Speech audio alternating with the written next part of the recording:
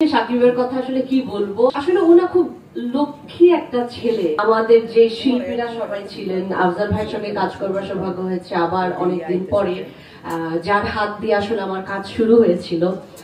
তারপরে আরো রয়েছেন আমাদের শ্রদ্ধেয় রাকায়েত ভাই আছেন, সুব্রতাদা আছেন, লাবলু ভাই আছেন, আমাদের রোজি আপা ছিলেন।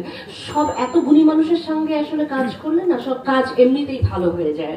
আর আমি আলাদা করে সাবিলাকে আমি সরাসরি পাইনি, একটু বলেই দিলাম, আমার দুর্দান্ত লেগেছে ওর প্রেজেন্স এবং আমি মুখে আছি, আমি কখন ওকে বড় পর্দায় আসলে নতুন করে দেখবো।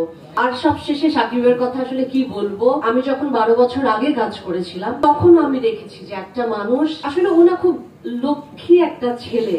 লক্ষ্মী ছেলে কেন বলবো, ও দেখুন একদিক দিয়ে ও কাজের জন্য লক্ষ্মী, দুদিক দিয়েই বলছি কিন্তু ও থাকলে এটা আমাদের প্রজেক্টের জন্য লক্ষ্মী।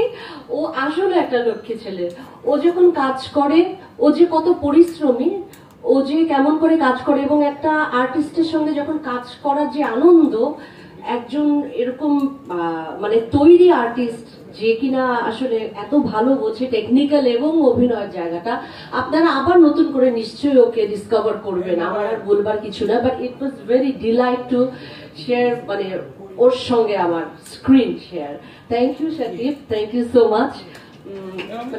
ইট ওয়াজ আ ওয়ান্ডারফুল জার্নি। আর সবশেষে থ্যাংক ইউ আপনাদেরকে, আপনারা নিশ্চয়ই আমাদের ছবিটি একটা অন্য জায়গায় পৌঁছে দিবেন। Thank you Rony, thank you Chorki, thank you so much.